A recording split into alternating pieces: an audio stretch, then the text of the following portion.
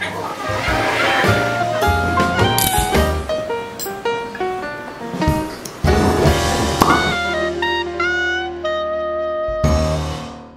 everyone, welcome to our new video of Cépage de la Louve. My name is Alexi, I'm the new intern at the BIWSA, and here I have Jean-Pascal, our sommelier. Bonjour Alexis. Bonjour.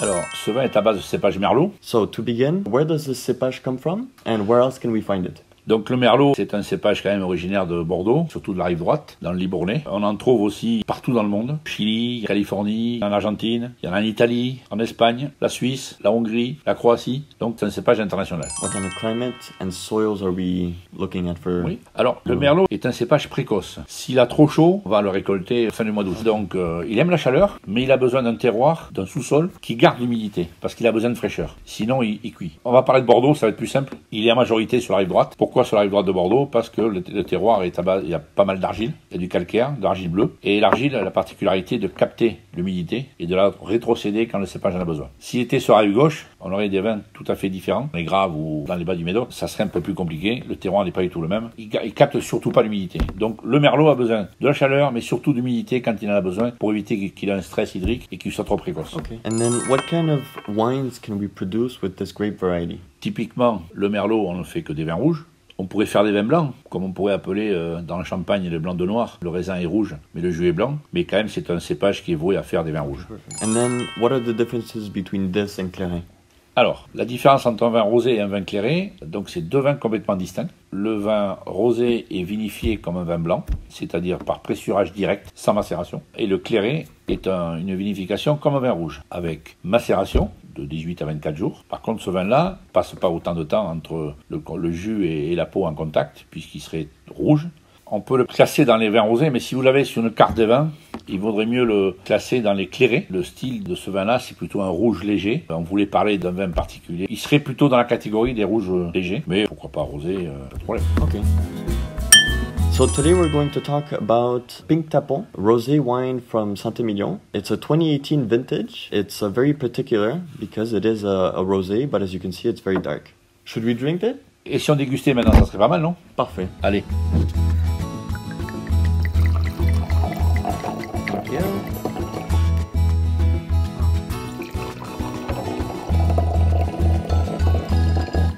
Alors Alexis, on va prendre les processus pour bien déguster le vin. Il y a 3 phases importantes pour déguster le vin. Il y a l'œil, le nez et la bouche. On regarde la couleur.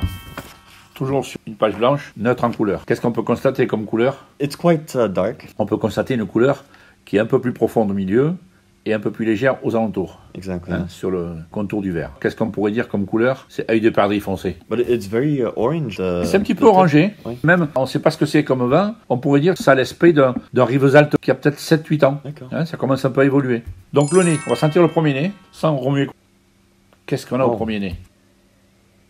Prune smell. On a des fruits à l'eau de vie, pruneaux à l'eau de vie, c'est kirché, cerise. Et puis maintenant, on va l'aérer. On a plus de richesse. Il y a un produit que j'aime beaucoup à Bordeaux, qui est la guinette. Vous savez ce que c'est la guinette? Non. C'est un chocolat avec une cerise, avec un petit peu d'eau de vie à l'intérieur. Okay. Et on a des sensations un peu chocolatées, chocolat noir, Okay. avec cerise à l'eau de vie. Alors quand on a ces odeurs, ça veut dire quoi? It's a little bit that it's taken tannins from the skin, but very light. Light, je dirais pas, mais Non? je dirais quand même que c'est un vin puissant, quoi. Okay. Bon, maintenant, on en parle, mais il faut le goûter quand même.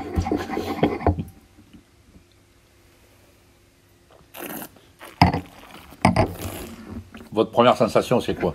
It's quite light compared to what I thought. Nothing to do with rosé. Oui. It's more of a liquor, you know, than a red or than a rosé, but still very light. Aromas of, prune. Le premier contact qu'on a à la bouche, c'est tous les arômes qu'on a eu au nez. On a vraiment une confirmation de ce qu'on a senti. Donc ça veut dire que le vin est équilibré. Yeah. On n'a pas de perte d'arôme ni de goût. La qualité d'un vin frais, vif. Vous avez vu, vous avez avalé, vous avez un petit peu d'acidité là, ça vous tatille un peu les papilles. Ça me donne envie d'en boire un coup. Ouais. C'est friand. And gets us ready to eat. Ah oui, tiens, justement. Okay. Qu'est-ce qu'on mange avec ça? I see myself eating vegetarian pasta. Make it light. Maybe some grilled chicken. What do you recommend? Ah ah. Donc c'est un vin qui a beaucoup d'expérience à table. Alors pourquoi je dis à table? Parce que c'est pas un style de vin qu'on boit souvent à l'apéritif, parce que ça a quand même besoin de mâche. Il y a des tanins qui sont présents, il y a une puissance, il y a des beaux arômes de fruits rouges, de fruits eau de vie, etc. Alors moi, les pâtes, peut-être, mais je les verrai peut-être pas avec des légumes, parce que l'aspect végétal, herbacé, etc., des légumes verts, ça va peut-être un peu donner des goûts un peu acerbes. Okay. Donc ça a besoin de quelque chose de riche, de gras. Donc les grillades, c'est génial.